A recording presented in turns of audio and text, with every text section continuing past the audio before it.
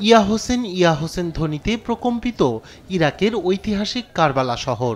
মাতমের মাধ্যমে মহানবী হযরত মুহাম্মদ সাল্লাল্লাহু আলাইহি সাল্লামের দৌহিত্র ইমাম হোসেনকে স্মরণ করছেন শিয়া সম্প্রদায়ের মানুষ। এই প্রান্তরেই হিজরি ৬১ সালের ১০ মুহররম ইয়াজিদ বাহিনীর হাতে শাহাদাত বরণ করেন ইমাম হোসেন ও তার ৭২ সঙ্গী। বছর ঘুরে সেই দিনটি এলেই অশ্রু সজল হয় কারবালা। কোনো বিধিনিষেধ না থাকায় এবারের তাজিয়া মিছিলে যোগ হয় বাড়তি মাত্রা। তীব্র গরম উপেক্ষা করে অংশ নেন হাজারো মানুষ। এই দিনটি আমাদের জন্য বেদনার। ইমাম হোসাইন ও তার পরিবারকে যেভাবে কারবালার প্রান্তরে শহীদ করা হয়েছিল সেটি আমরা কখনো ভুলতে পারি না।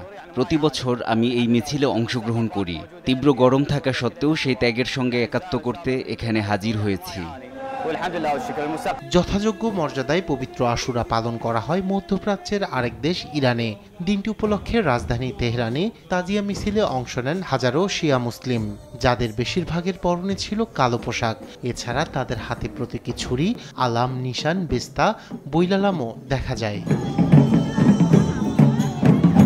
কড়া নিরাপত্তা ও ধর্মীয় ভাব গাম্ভীর্যের মধ্য দিয়ে আফগানিস্তানেও পালন করা হয় পবিত্র আশুরা। বের করা হয় তাজিয়া মিছিল।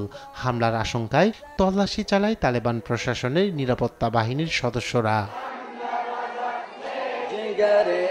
যথাযোগ্য মর্যাদায় পবিত্র আশুরা পালিত হয় পাকিস্তানে। কড়া নিরাপত্তার মধ্য দিয়ে বের করা হয় তাজিয়া মিছিল, যাতে অংশ নেন হাজারো মানুষ। প্রতিবেশী ভারতেও নানা আয়োজনে পালন করা হয় পবিত্র আশুরা। দিনটি উপলক্ষে যে কোনো পরিস্থিতি এড়াতে বিভিন্ন রাজ্যে জোরদার করা হয় নিরাপত্তা। বের হয় তাজিয়া মিছিল। রায়হান কবির শুভ্র, নিউজ ডেস্ক, দেশ টিভি।